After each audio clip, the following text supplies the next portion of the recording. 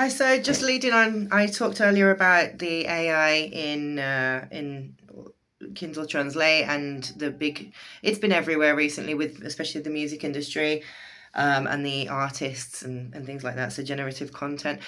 Uh, I've been up and down with it on where I sit on the scale, and I was reminded to about the microwave. Okay, so this was the message that I got to come through, and it was a conversation I had with my grandmother many, many, many years ago, because one of my grandmothers used a microwave to cook, and she had a microwave cookbook. And then one of my other grandmothers was absolutely against it and decided that anyone who uses a microwave to cook food um, had no talent, had no skill to cook, right? I was thinking about the air fryer. Nowadays, I mean, pretty much everyone's got an air fryer, right? Um, what's the difference? Not really anything. If you whatever you can produce, whatever tools that you have available, and they do change over time. We're constantly being coming up with new ways to facilitate our lives in ways, right? But every single time that something like a new invention happens, an upgrade, something that takes less time, less effort, less skill, it diminishes the skill that goes into making whatever it is, whatever task that's being performed. It's just inevitable. Think about even in music. So I mean, I work across so many industries, but the music industry has been one on a very indie level. I'm not talking myself up or anything, but there's always been that resistance to, for example, electronic music. This was huge back when I was in my teens. Um, it wasn't real music, and that is still the mentality, especially in the underground scene, that music produced electronically with a synth, with keyboards, with using a computer program, using a digital audio station for many, many years until very recently, and I'm pretty sure and still to this day in the metal scene, it's still looked down upon as not real music, right? Because it was not created with instruments that required years and years and years of training to master. Let's forget, like, that years and years of training to master composition via software and DAWs and whatever else, And it's the same. I think I'm making the same comparison here with AI music, because yeah, it does make it easier. It means that anyone can write a song. It means that anyone can produce something that they want to produce.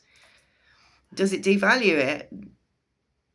If you think about it, if you think about anything that can devalue something, it's because you have a certain tendency or a certain bias towards believing that something requires skill, and that's privilege. And I disagree on that. I don't think that there is a reason that we should be dividing and gatekeeping how much skill should be involved in producing something, in making anything, whether that be food, whether that be music, art, books, whatever.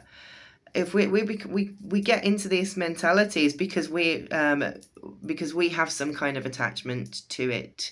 We have believed some paradigm that suffering is required and skill is earned, and it shouldn't be bypassed.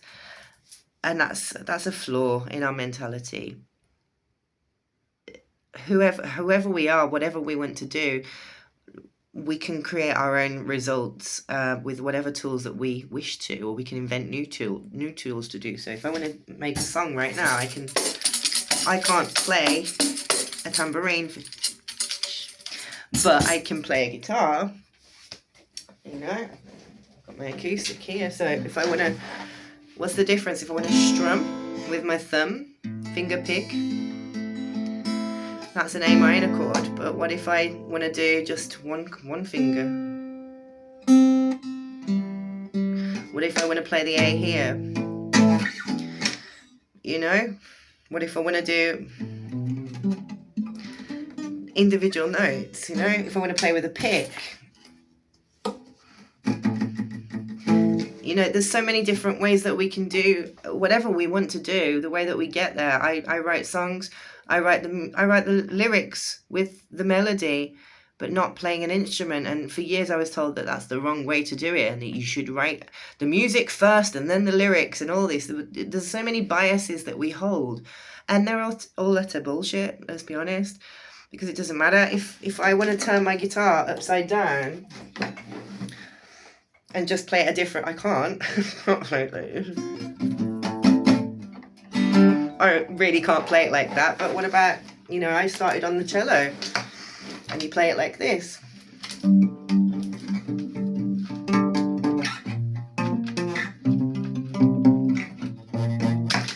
want to play my guitar like this. Why? Just because a bunch of people that came before me tell me that that's the way that it has to be done, because that's the way that it's always been done. And it's the same. It's the same with AI. It's the same with any new invention. If I want to play the keyboard, I'm using music very much as an example here, but I'm talking about all aspects of life. There are always going to be new tools. There are always going to be new ways of doing things. And that's the whole point. I mean, how many times have people said, oh, music was so much better in the 80s or the 70s or the 50s or whatever. But then everyone wants to do it exactly the same, as if there's no room for improvement, and as if there's no room for growth. There's not an option. There's no slots available for anyone who doesn't do it exactly the way that it's always been done. And this is, you know, authors really annoyed at the moment. So yeah, everyone's going to go through it. Artists have been annoyed, musicians have been annoyed, now authors are annoyed, and translators are annoyed. So what about people who didn't want cars? You know, there's always different ways of doing things. It's just about our mentality. And the point that I was trying to make throughout all of this is that the more that we limit our thinking, the more that we see things as obstacles or as devaluing, or ways to limit our possibilities, or our hard-won space to exist, that's the more that we're limiting ourselves in the long run, because it's not true. And that's why I'm so detached from this, and because I'm no longer in a place where I see anything as competition. I'm not in competition with anyone. I'm not looking to be the best. I'm not looking to set trends, nothing like that. It's just I am living my life as I wish to live it, the way that I feel called to do so, and I'm not gatekeeping anyone else from doing exactly the same. So, and none of us should be doing that. What is it? It's no skin off my nose is an expression that my family used to say, no skin off my nose. How another person wishes to live their lives, right? And how they wish to do what they do.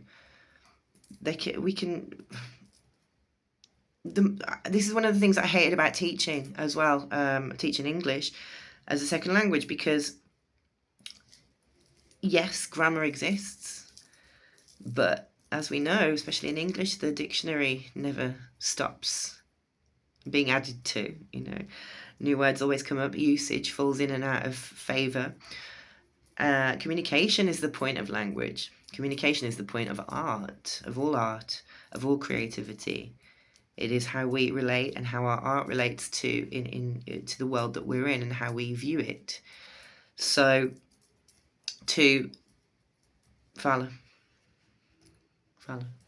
que foi? Eu tô gravando o vídeo. So just because I would get into trouble with the franchise for pointing out grammatical errors in the books and offering to correct them for them, and then I would also get in trouble for allowing certain mistakes to be made by my students, because what I was grading them on was their level of communication, not on their perfection of reproducing exactly how it should be, because that's the system that we all grow up in, right? Especially with writing and spelling and things like this. And yes, accuracy is important, but is accuracy ever more important than communication, than in expression? I don't believe so. God, I've got the whole house now. Like, I've got the cat and Jack. Anyway, I think that's the end of Lizzie's logic for the day. All right? Machi. Anyway, peace, love and light. Just a bit of a thought about everything.